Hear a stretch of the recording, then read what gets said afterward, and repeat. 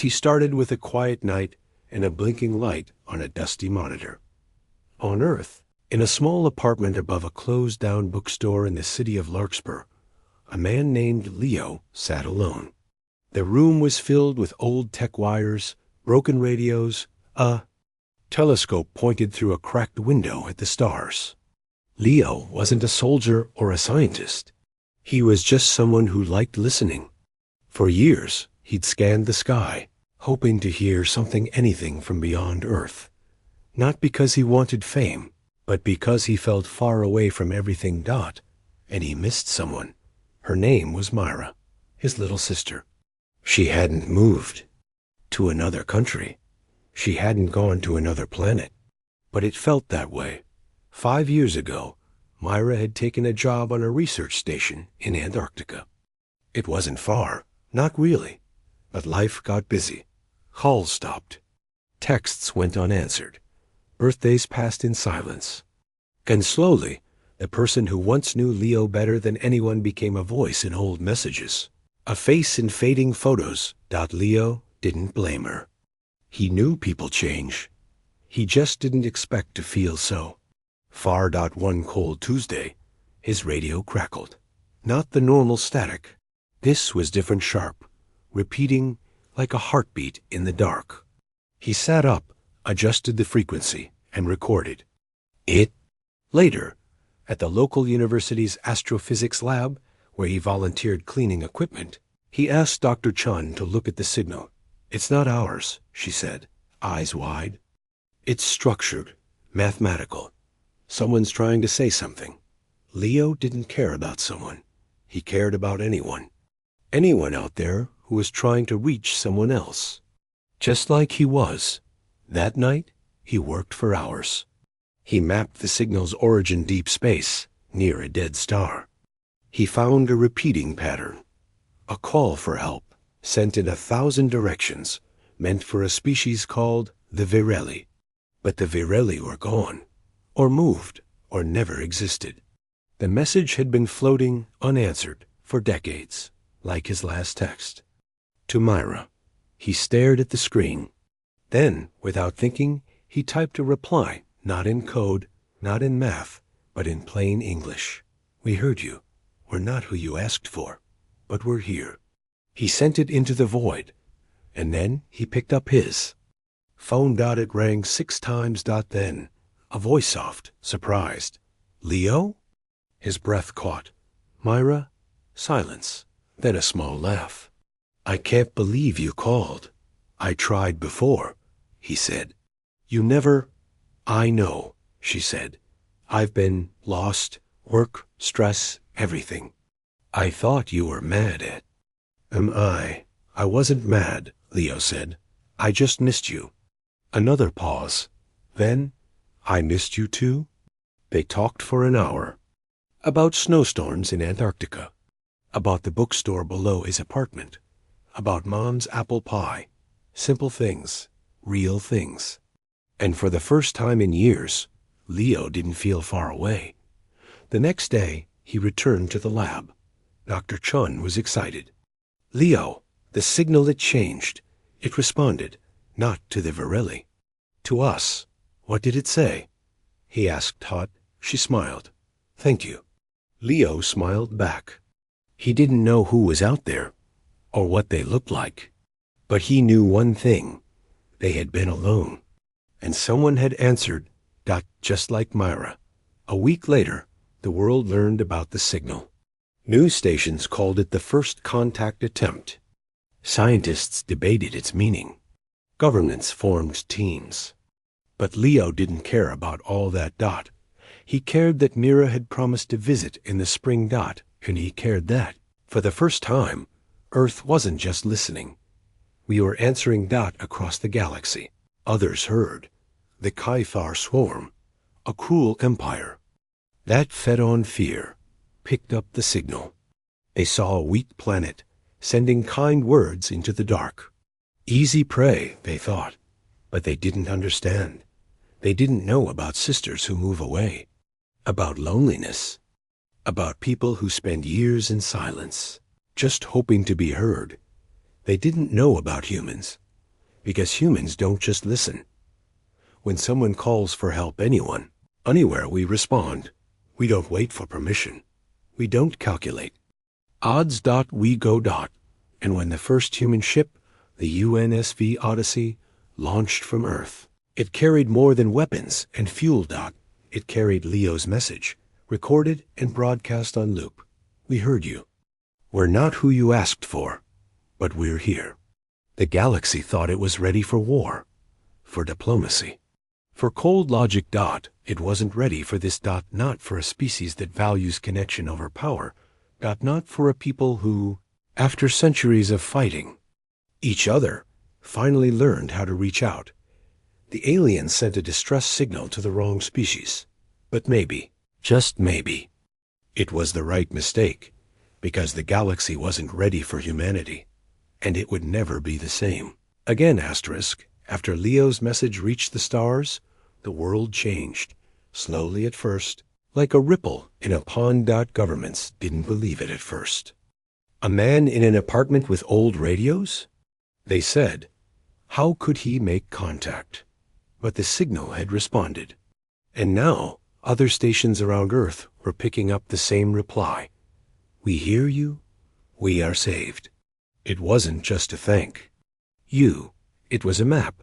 Coordinates led to a planet on the edge of known space, Epsilon 9, a world under attack. The United Nations, after months of debate, finally approved a mission. Not a war fleet, not a spy ship, but a rescue vessel built from parts donated by 20 nations. They called it the UNSV Odyssey, and by some quiet miracle, Leo was invited. Not as a soldier, not as a scientist, but as a voice. They said, you started this. Maybe you should be there when we finish it. Leo didn't know how to fly a ship. He didn't know how to fight. But he knew what it felt like to be far from home. And he knew how it felt to want someone to just show up. So he went. The trip took months. The crew was small, 12 people from different countries, different languages, different lives. At first, Leo felt out of place. He spent most of his time in the comms room, listening to the stars, replaying Mira's last voice. Message, I'll come home soon, Leo, I promise. But he didn't just listen. He spoke. Every night, he sent a short broadcast into space, not in code, not in math, but in plain words. This is Earth. We're still here.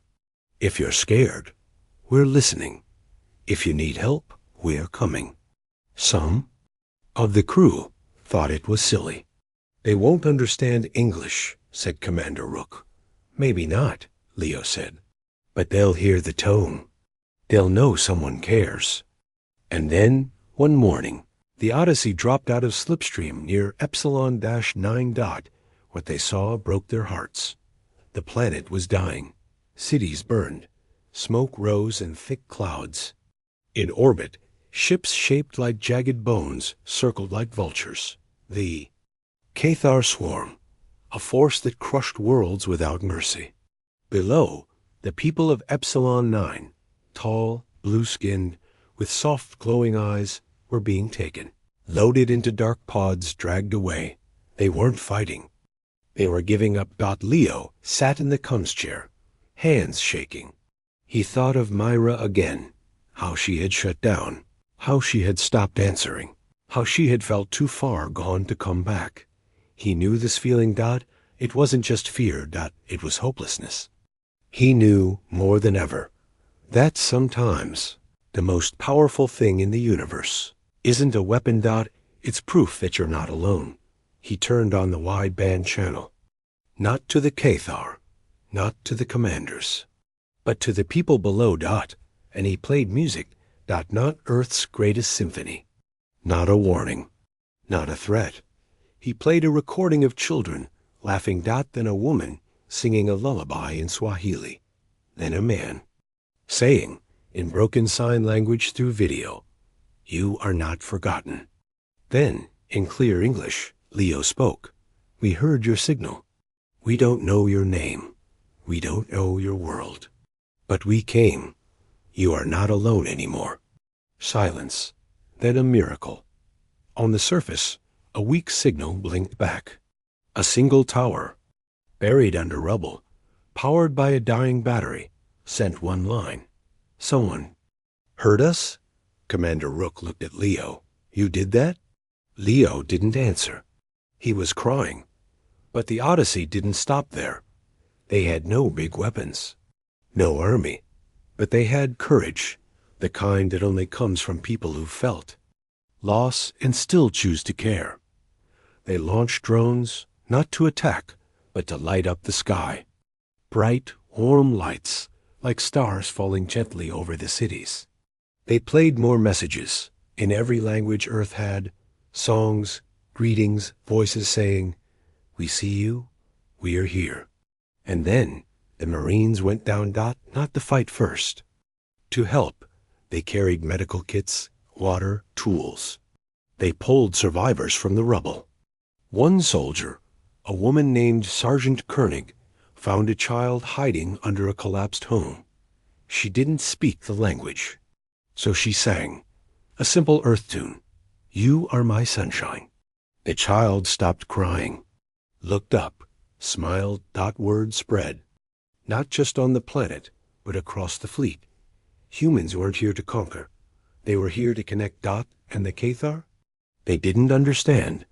They had faced empires with laser storms and silent assassins, but never a species that responded to a cry for help with music. With light, with kindness. They attacked the Odyssey, a swarm of dark ships closing in. But the humans didn't panic. They turned on every light, played every message, broadcast Leo's voice across all frequencies. This is Earth. We don't want war, but we will protect those who need us. Leave or face us. And then, the impossible, other signals came in from nearby systems, from refugee ships, from a trader near the Rigel Belt. "We heard you, Earth. We're coming." A Zarn freighter jumped in, then a Virelli scout ship, then 3 independent carriers. They had seen the broadcast. They had heard the truth. Humans didn't fight for power. They fought for others. The Cathar hesitated. Then, for the first time in history, they retreated. The battle wasn't won with weapons. It was won with hope. On the surface, the people of Epsilon 9 gathered in the ruins. They lit fires. They held hands. And through a translator drone, they asked one question. "Who are you?" Leo stood at the come, voice steady now. "We're humans. We live on a..." For the UNSV Odyssey saved Epsilon 9, the galaxy began to watch Earth. Not with fear, not with anger. With curiosity. Who were these humans? A species that didn't come with armies or demands. They came with medicine, music, and messages. They didn't speak in cold logic like the Virelli. They didn't move in perfect silence like the Zarn. They talked. They cared. They showed up. And back on Earth, Leo sat in his small apartment again. But this time, the silence felt different. Myra was home. She had returned a week after sending that message, her arms full of snow-dusted journals and a smile that lit up the room. They didn't talk about the years lost. They talked about now, about stargazing on the roof, about Mom's pie, about the signal that had changed everything. "I heard your voice on the broadcast," Mira said one night, sipping tea. "When you said, 'We're here,' I knew it wasn't just for aliens. It was for me too." Leo smiled. "It was for anyone who feels far away." But not everyone could be reached so easily.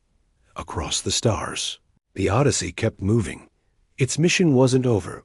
Near the edge of the Ander Belt, another signal flickered, weak, repeating, filled with static.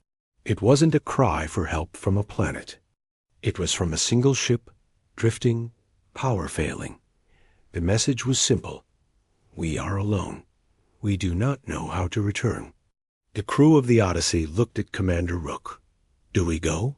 He turned to Leo. "What do you think?" Leo didn't hesitate. If someone's lost, we go. The ship changed course. 3 days later, they found it. A small vessel, not built for war, not for speed. It carried 5 beings from a species called the Tlan. Tall, silver-eyed, with voices like wind through glass. They had been explorers, like humans once were. But their ship failed. Their people didn't know where they were. And for 2 years, they floated, silent, scared, certain they would die unseen.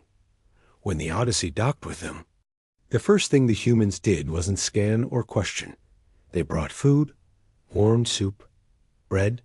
Water. Sergeant Koenig, still in her armor, knelt and placed a small earth flower, a daisy, grown in the ship's garden, in the hand of the youngest. Tlan. They didn't speak the same language, but the meaning was clear. You are safe. You are not alone. One of the Tlan began to cry, not with sadness, but relief.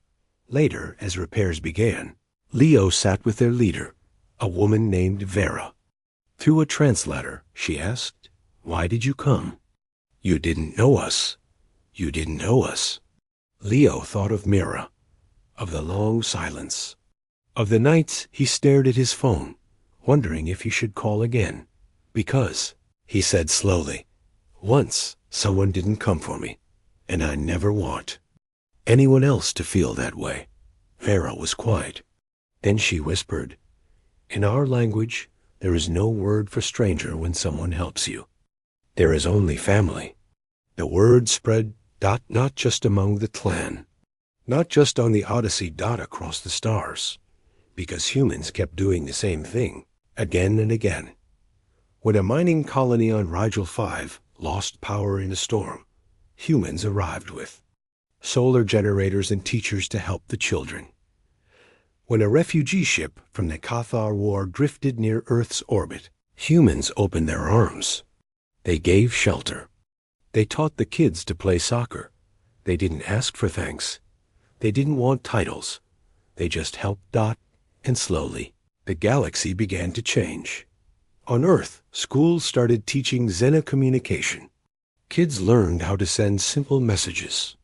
Into space, drawings, songs, words of kindness.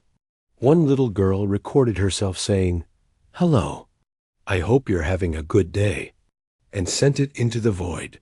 A year later, a reply came from a planet 40 light years away, a drawing of a child with 3 eyes, holding a balloon. The message? "Today is good. Thank you." Leo watched it with tears in his eyes. Mira squeezed his hand. "We used to think the universe was cold and empty," she said. "But maybe it was just waiting for someone to say hello." And then, something. Unexpected. A signal from deep space. Strong, clear. Not a cry for help, an invitation. From the Virelli. The species the original distress call was meant for. They said, "We did not respond in time. We followed protocol. We waited for permission. But you did not. You acted. You showed courage not with weapons, but with heart. We would like to meet you." The Odyssey prepared for the journey. But this time, Leo wasn't just a voice. He was a symbol. Of a species that had spent centuries divided by borders, by wars, by silence.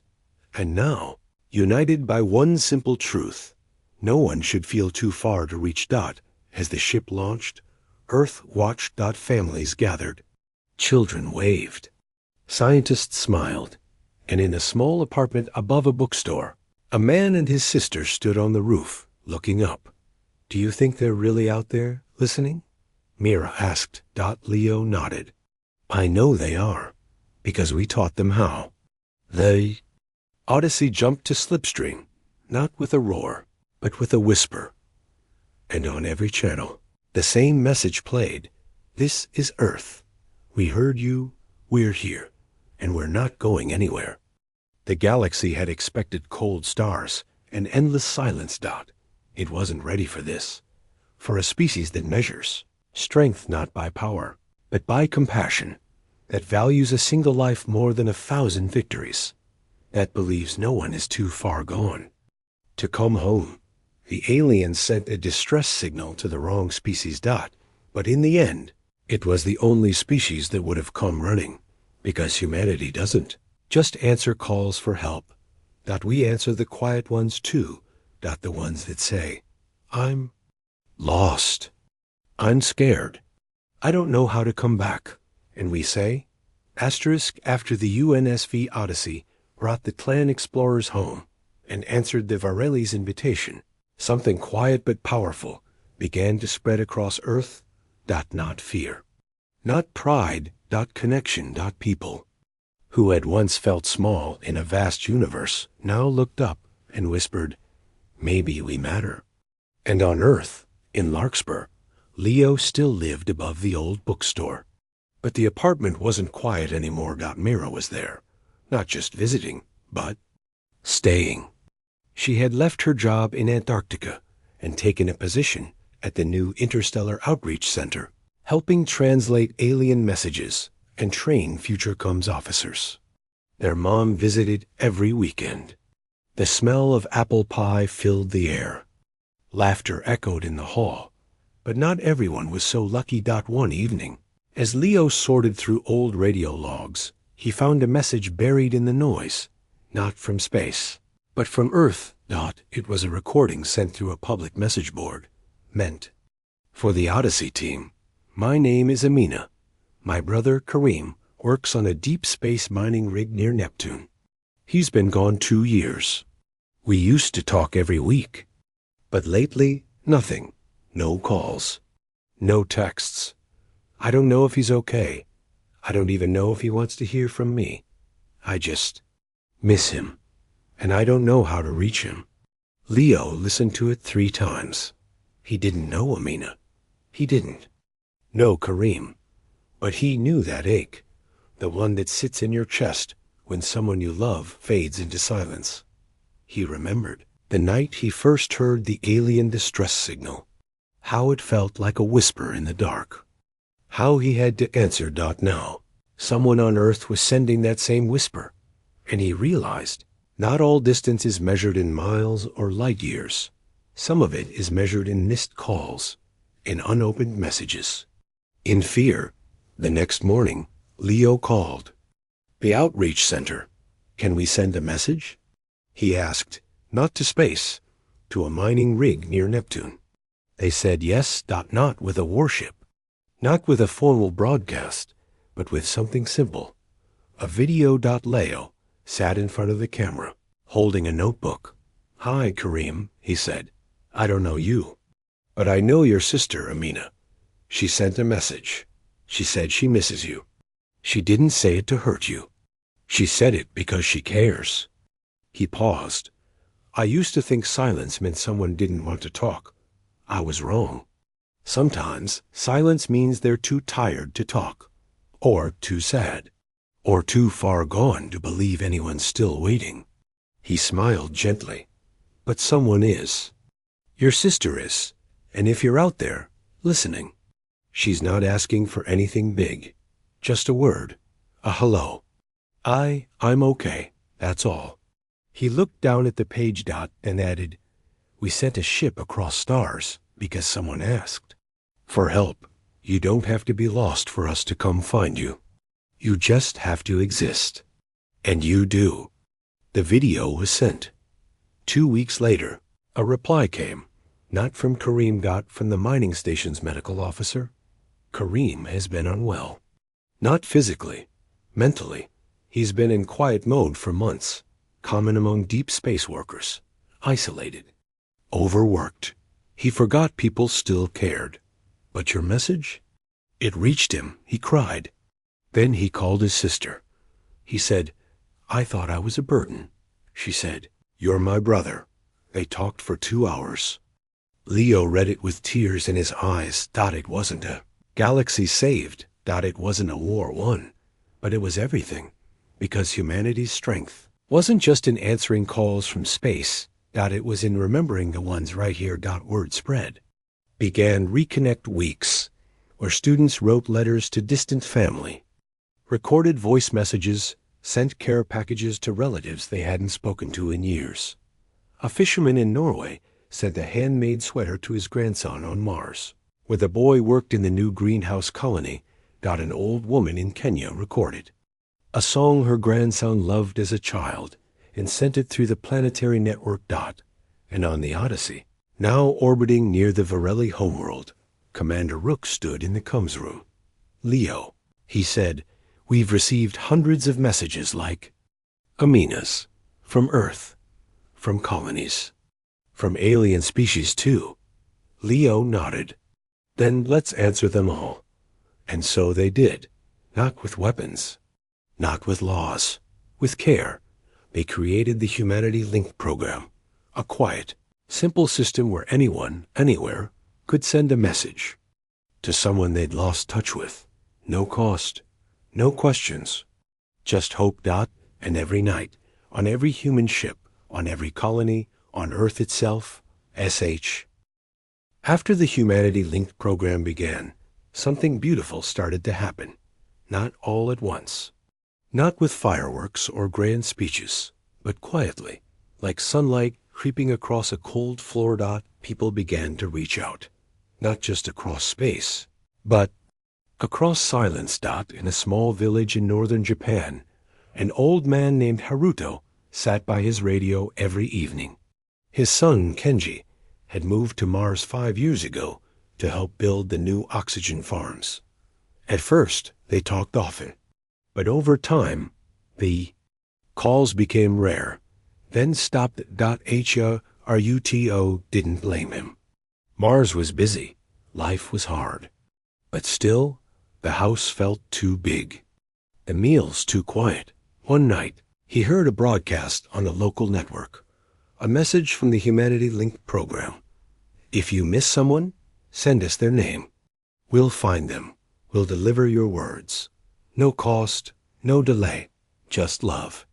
Haruto wrote a short note. "Kanji, the cherry trees bloomed early this year. I saved a branch for you. I hope you're eating well. I miss your laugh. Love, Dad." He didn't expect a reply, but 2 weeks later, a video arrived.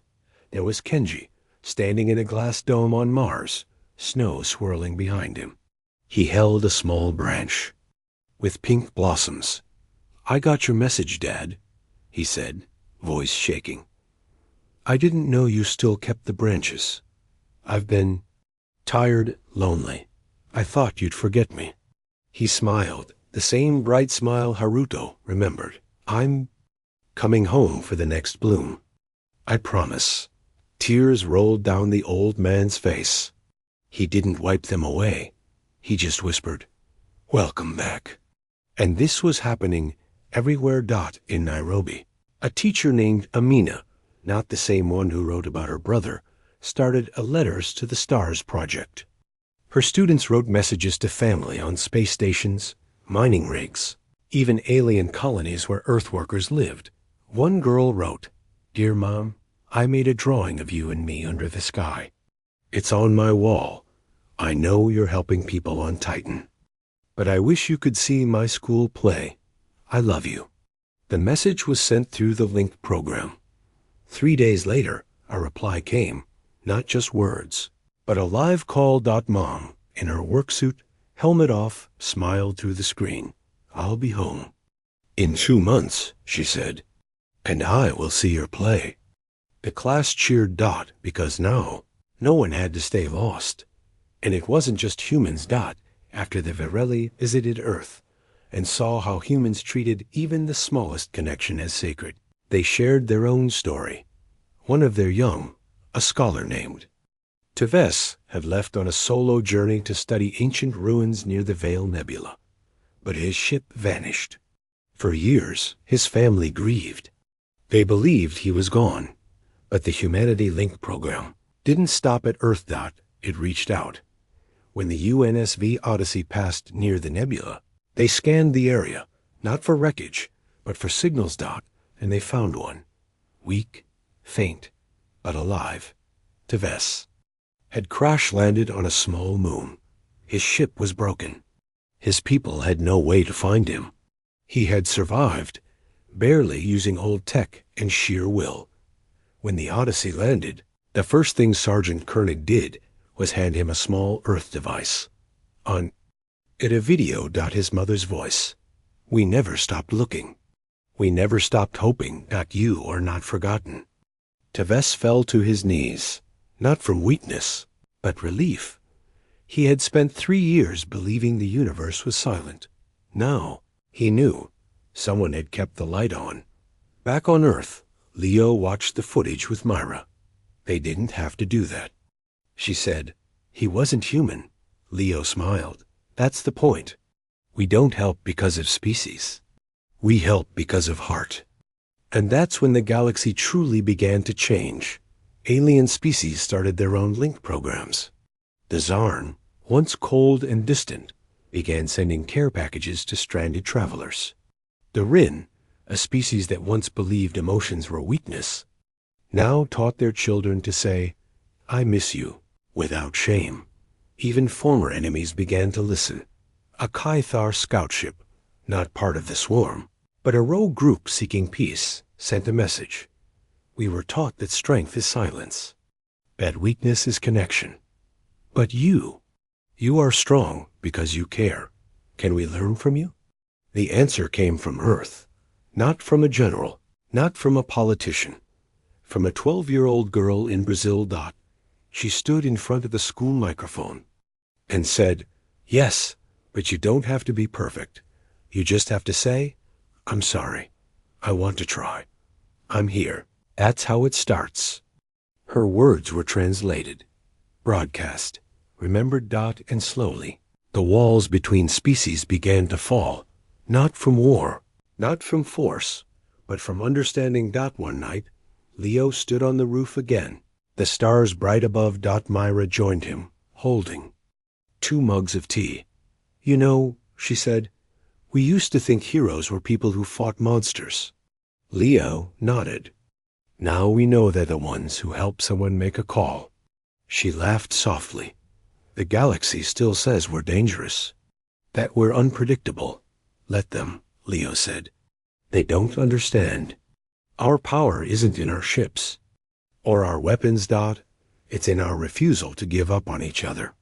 Just then, a new message flashed on his wrist device. A young boy from a space station near Saturn. My best friend moved to Venus. We promised to stay friends. But he hasn't replied in weeks. I don't know if he still likes me. Can you help? Leo didn't hesitate. He recorded a short voice note. Hey, I'm Leo. I used to lose people too, but I learned something. Most of the time, they're not gone. They're just scared or tired. Or they think you don't want to talk. So why not send one message? Just one. Say, I miss you. And if he doesn't reply, say it again. Because love isn't about getting a reply. It's about making sure the other person knows. He sent it. The next day, a reply came. I sent the message. He wrote back. He said, I was waiting for you to say it first. Thank you. Leo smiled, because this was the real story of humanity. Not the wars, not the mistakes, not the noise, but the quiet moments, the calls made, the letters sent, the hands reached out in the dark. The aliens sent a distress signal to the wrong species. But in the end, it didn't matter who they meant to call, because the ones who answered, the loud, messy, stubborn, caring humans, were the only ones who would have come running. And we're still running. To every lost soul. To every silent heart. To everyone who ever thought, does anyone still care? We answer, yes. Asterisk. On a quiet hill outside Nairobi, a woman named Amina sat under a tree, her tablet resting on her lap. The sun was warm. Birds sang. But her heart was heavy. Her brother, Kareem, was still on Neptune's mining rig. He had called. After Leo's message reached him, they had talked. He had cried. He said he missed home. But then silence again. Not long. Just 2 weeks. But to Amina, it felt like years. She stared at her screen. No new messages. No missed calls. Just the same old photo of them as kids, grinning with ice cream on their faces. She typed a message. Hey, just checking in. Then deleted it, typed. Are you okay? Deleted that two. What if he didn't want to talk? What if he was tired? What if he thought she was pushing? She closed her eyes. A wind brushed her hair. Somewhere, far above, human ships glided between stars, helping strangers.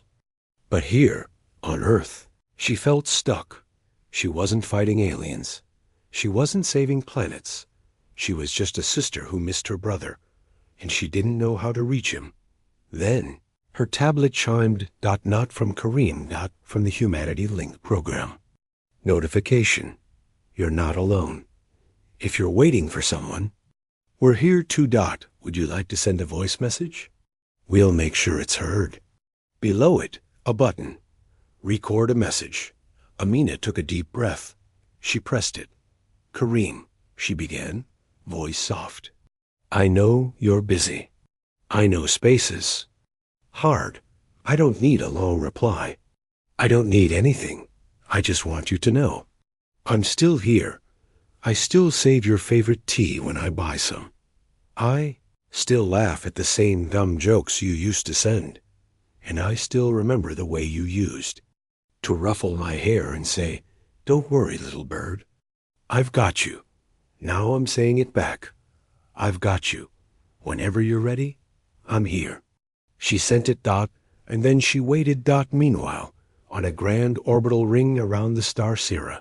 The Galactic Concord held its first open council in centuries. Representatives from over 50 species gathered, the calm Virelli, the mechanical Zarn, the swift Rin, even a quiet delegation from the reformed Cathar. The topic? Humanity. For months, reports had poured in. Not of conquest, not of weapons, but of connection. Humans finding lost travelers, repairing broken ships, sending messages of hope into the dark, even teaching alien children simple Earth songs. One delegate from the clan stood and spoke. My people were drifting. We believed no one would come. But humans changed course just to deliver soup and a flower. They did not ask for payment. They said, this is what we do. What are you? No one had an answer until Commander Rook of the UNSV Odyssey stepped forward. He didn't wear armor. He didn't carry a weapon. He held a small data chip. This, he said, is not a war plan. Not a treaty. It's a collection of messages. From Earth. From colonies. From your people too. He played one. A young girl on Mars writing to her grandmother. I planted a sunflower in the greenhouse. It's yellow like your kitchen. I talk to it like I talk to you. I miss you. Another. A Virelli elder, voice trembling. My student was lost in a storm. I thought he was gone. A human ship found him. Brought him home. They didn't know him, but they cared. Silence filled the chamber.